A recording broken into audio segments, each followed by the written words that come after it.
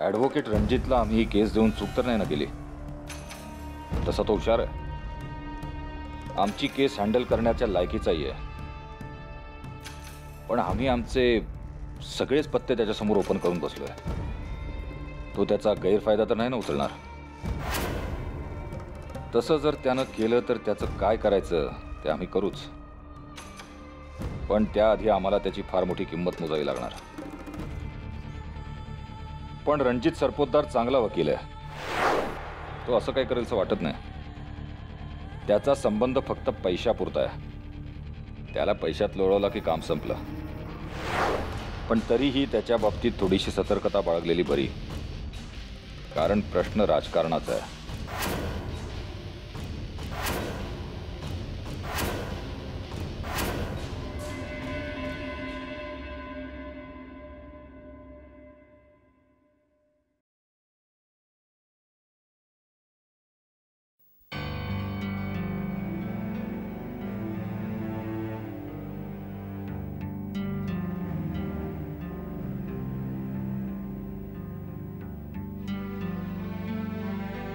घ्या.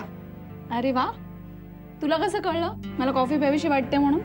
त्यात काय कळायचं, एवढा पसारा काढून बसलीयस म्हणजे नक्कीच रात्रभर जागणार. म्हणून म्हटलं कॉफी द्यावी. थँक्स. साक्षी, तुला एक विचारू? विचार ना. तू खरंच रणवीर राजेंना अटक करणार आहेस? हो, पण ठोस पुरावा मिळाल्यानंतर. म्हणजे तुला खरंच असं वाटतं की नताशाचा खून त्यांनी केलाय? 100% खात्री आहे माझी काकू, आणि मी ते लवकरच सिद्धही करेन. साक्षी, मला असं वाटतं तू जे काही करशील ते नीट विचारपूर्वक कर. रणवीर राजे जरी तुझ्या दृष्टीने गुन्हेगार असतील, पण ते आपल्या देऊचे मोठे धीरही आहेत, हे विसरू नकोस. ह्या प्रकरणाबद्दल जर मीडियावाल्यांना कळलं तर नाहक बदनामी होईल त्यांची. काकू, ते आज ना उद्या होणारच आहे. आणि राहिला प्रश्न देऊचा, तर तिलाही तेच अपेक्षित असेल जे मला आहे. आणि काकू, गुन्हेगाराला शेवटी शिक्षाही व्हायलाच हवी, मग तो तिचा धीर असेल तरीही. रणवीर राजेसारखा माणूस या प्रकरणात सहजासहजी अडकेल असं मला वाटत नाही. आणि जर अडकलास तर यातून सुटण्यासाठी तो कोणत्याही थराला जाऊ शकतो. आम्हाला आहे कल्पना त्याची, म्हणूनच आम्ही जपून पावलं उचलतोय. साक्षी, जे काही करशील ते सांभाळून. म्हणजे नताशाच्या बाबतीत जर रणवीराजे असं वागू शकतात, ते तुझ्या बाबतीतही. काकू प्लीज, तू काळजी नको करूस आणि घाबरू तर मुळीच नकोस. मला काहीही होणार नाही. खूप रात्र झाली आहे, तू जाऊन झोप जा. तूही तुझं काम लवकर आटप आणि झोप.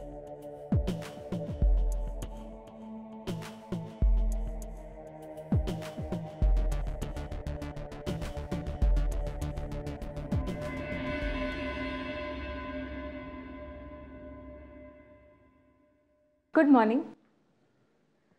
Good morning. तू इतक्या लवकर कशी उठलीस?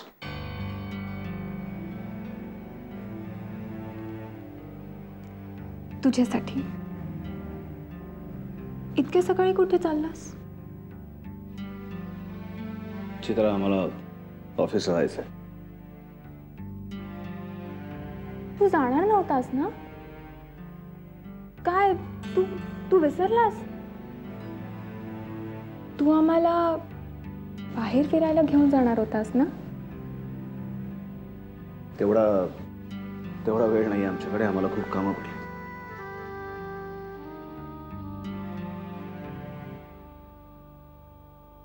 वेळ नाही आधी. एक काळ असा होता की आमच्याशिवाय तुझा वेळ जात नव्हता. आणि आता वेळ नाही आमच्यासाठी. Please try to understand Chitra. Why don't you understand आधी?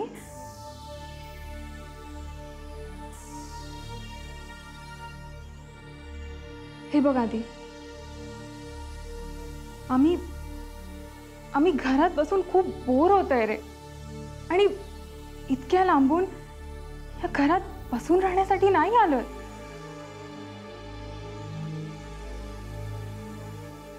चल ना, आपण एखाद्या हिल स्टेशनवर जाऊया.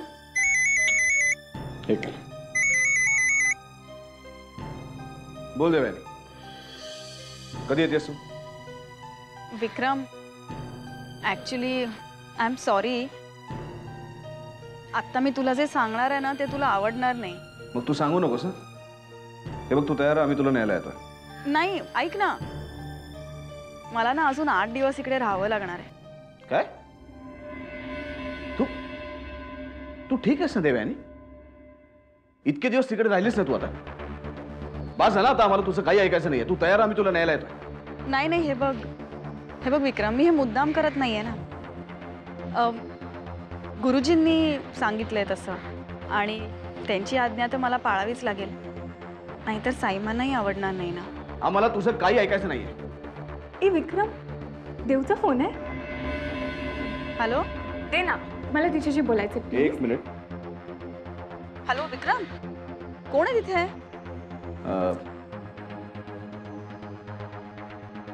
नाही, आम्ही तुझ्याशी बोलतो नंतर. तू तयार, आम्ही येतोय. फोन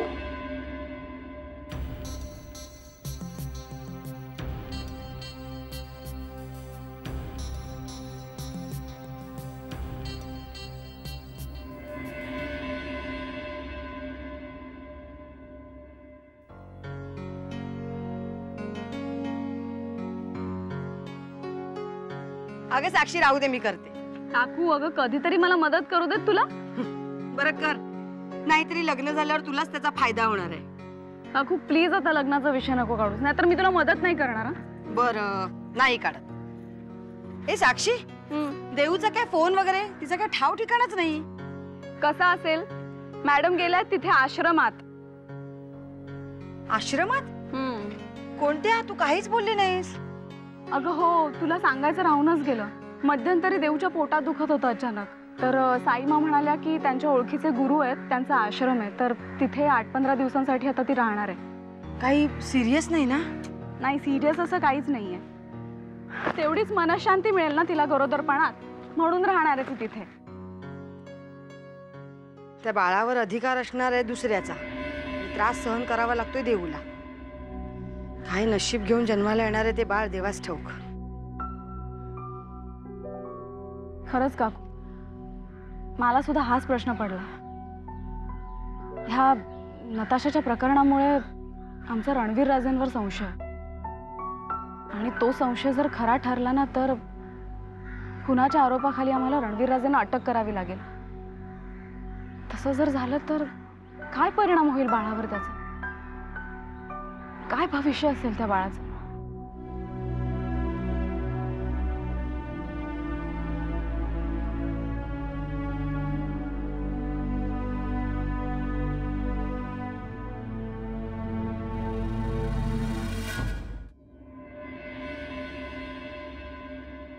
साईमा, आम्ही हे काय ऐकतोय?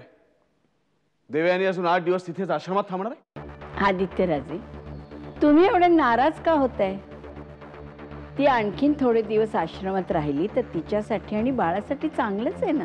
पण साई, आदित्य, तुम्ही चित्रांगदाला घेऊन बाहेर फिरायला का जात नाही? बघा ना साईमा, आम्ही तेच सांगण्याचा प्रयत्न करतोय, पण तो ऐकतच नाही. आदित्यराजे, आम्हाला वाटतं तुम्ही ऑफिसच्या कामातून काही दिवस सुट्टी घ्या. हे बघ, आता साईमांनी सांगितलं, त्यांचं ऐकणार नाहीस तू. चल ना, आपण आत्ताच जाऊया. विक्रम,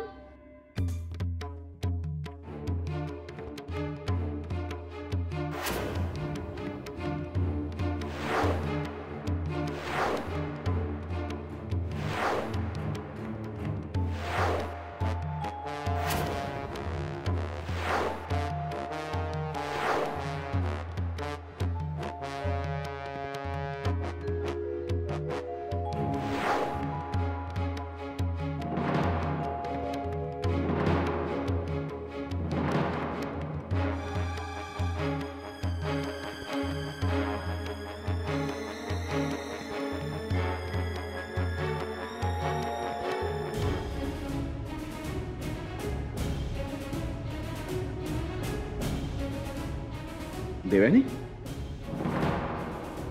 तू 8 दिवसांनी येणार होतीस ना? मला तुम्हाला सगळ्यांना सरप्राईज द्यायचं होतं. अगं पण मग अशा अवस्थेत तू एकटीने का प्रवास केलास? आम्हाला सांगायचं होतं, आम्ही आलो असतो. मी जनी आणि खंडूला सांगितलं होतं ना. खंडू आला होता मला घ्यायला. खंडू आला होता? हो, पण मग आम्हाला का नाही कोणीच सांगितलं? मीच सांगितलं होतं खंडूला कोणालाही कळू द्यायचं नाही म्हणून. देवयानी, तू आलीस ना, खूप आनंद झालाय आम्हाला. कसं वाटलं तुला आश्रमात? मन रमलं ना तुझं? हो साईमा, खूप बरं वाटलं. एक वेगळीच शांतता होती तिथे. आता खरंच खूप फ्रेश वाटतंय. जमलंच तर बाळ झाल्यानंतर पुन्हा एकदा जाऊन येईन.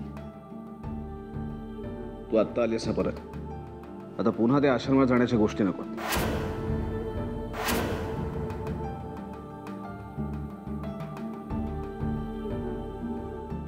ओ सॉरी, तुझी ओळख करून द्यायची राहिली.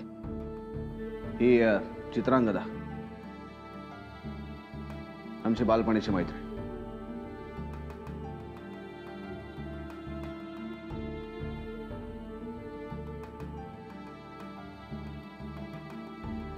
तू आमच्या बालपणीचा मित्र आणि बालपणीचा प्रेम दोन्ही हिरावून घेतलंस.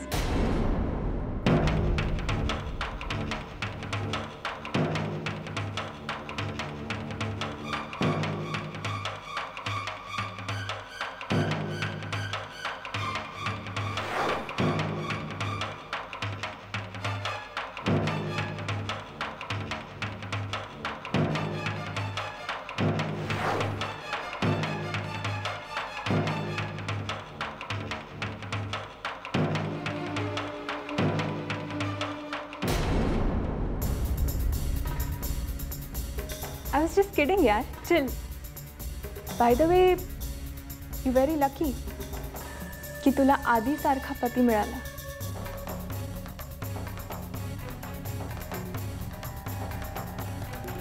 And you're very pretty, just like a princess.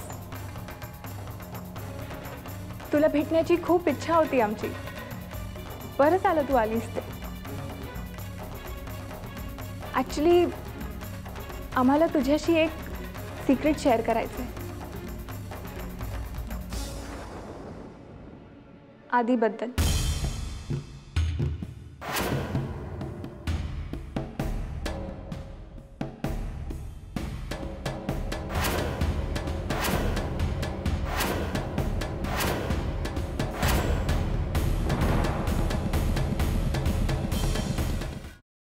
आदीचं तुझ्यावर खूप प्रेम आहे. तो खूप मिस करतो तुला. देवयानी, चित्रांगदाला इथे बघून तुला आश्चर्य वाटलं असेल ना? तू आश्रमात गेली होतीस ना उपचारासाठी, म्हणून मुद्दाम तुला कळवलं नाही. आपले खूप जुने स्नेही राजे यशवंत सिंग यांच्या या कन्या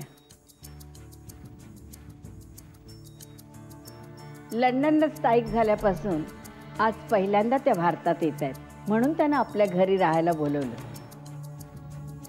देवयानी, तुझी काही हरकत नाहीये ना?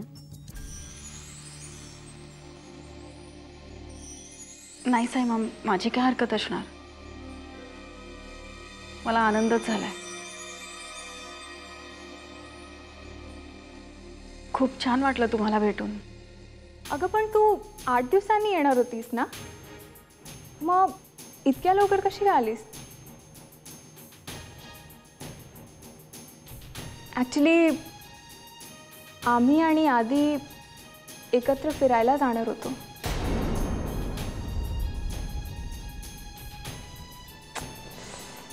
I miss that chance. It's okay. हां, आता तू आलीच आहेस तर आम्हाला तुझ्याशी खूप गप्पा मारायच्या आहेत. खूप काही शेअर करायचं. देवयानी, तू प्रवासातून आली आहेस ना, थोडा आराम कर. मग खूप वेळ आहे चित्रांगदाशी गप्पा मारायला. त्या आहेत आपल्याकडे 2-3 महिने. हो साईमा. ये.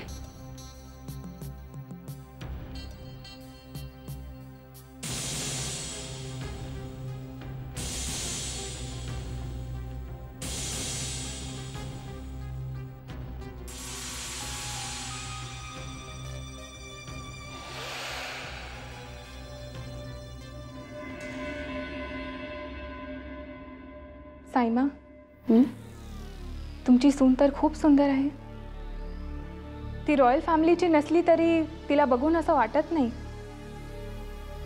असणं आणि दिसणं यात खूप फरक असतो चित्रांगदा. आता तुम्ही आलाच आहात ना, तर तुम्हाला कळेल सगळं. आधीची चॉईस तर चांगलीच आहे, पण आय डोंट अंडरस्टँड. तुम्हाला तर रॉयल फॅमिलीतलीच मुलगी हवी होती ना? हो, तुमचं म्हणणं अगदी खरं आहे. पण तुम्हाला आदित्य राजेंचा स्वभाव माहिती आहे ना, किती हट्टी आहेत ते. त्यांनी आमच्या विरोधात जाऊन लग्न केलं. पण देवयानी घरात आली आणि तिनं आम्हाला जिंकलं. मागचं सगळं विसरून आम्ही तिचा स्वीकार केला.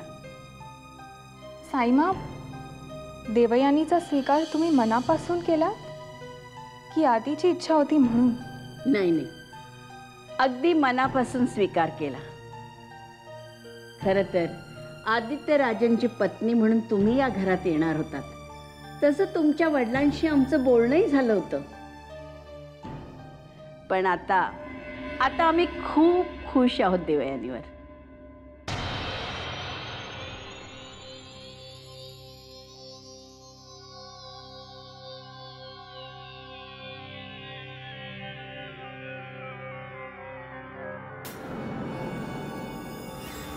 साईमा, तुमची इच्छा पूर्ण झाली असती तर बरं झालं असतं.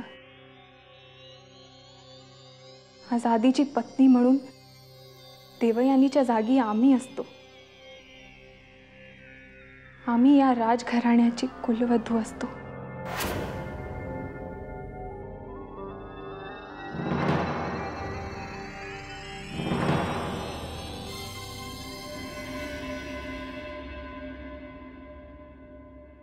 ए साक्षी, एक मिनिट. ती रेसिपी दाखवतात ना, ती जरा बघू ना. थांब, तुला काय करायची आणि रेसिपी? अगं अशी काय करतेस? शिकते मी.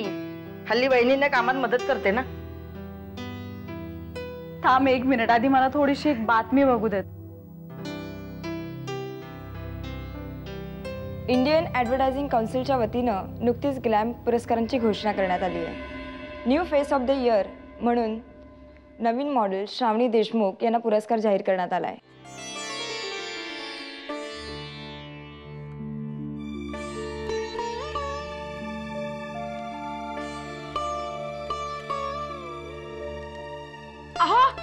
अहो ऐकलत का? अहो ऐकताय का? लवकर बाहेर या. काय झालं अभिलाषा, का ओरडतेस तू? हो, आपल्या श्रावणीला पुरस्कार मिळालाय. काय? हो काका, सर्वोत्कृष्ट मॉडेल म्हणून आपल्या श्रावणीची निवड झाली आहे. तसंच best ad film maker of the year हा पुरस्कार जाहिरात क्षेत्रातील नामवंत दिग्दर्शक केतन तालसानिया उर्फ केटी यांना जाहीर करण्यात आला आहे. सलग 3 वर्ष ते या पुरस्काराचे मानकरी ठरत आहेत. आता वळूया पुढच्या बातमी. याला कशाला पुरस्कार जाहीर केलाय? या लोकांना कळत नाहीये का? हा लायकीचा नाहीये. कुणीतरी जाऊन सांगा ना त्यांना. अभिलाषा, अहो, हा माणूस खुनी आहे, खुनी. ज्या मुलीला सर्वोत्कृष्ट मॉडेलचा पुरस्कार मिळालाय तिचा खून केला याने. अहो, कुणीतरी जाऊन सांगा ना. अभिलाषा शांत हो बघू. केटीचं मला तोंडही पाहायचं नाहीये. अभिलाषा,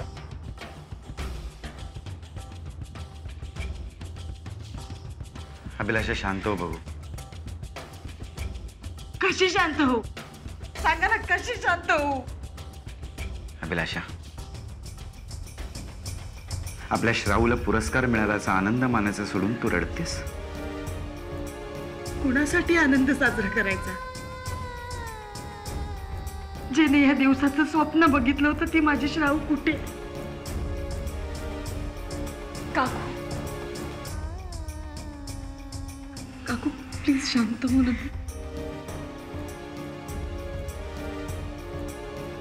अभिलाष, आज जर का आपली श्राऊ असती तर आपण सगळ्यांनी मिळून हा आनंद सेलिब्रेट केला असता, हो ना? पण सत्य हे आहे की माझी श्राहू या जगात नाहीये.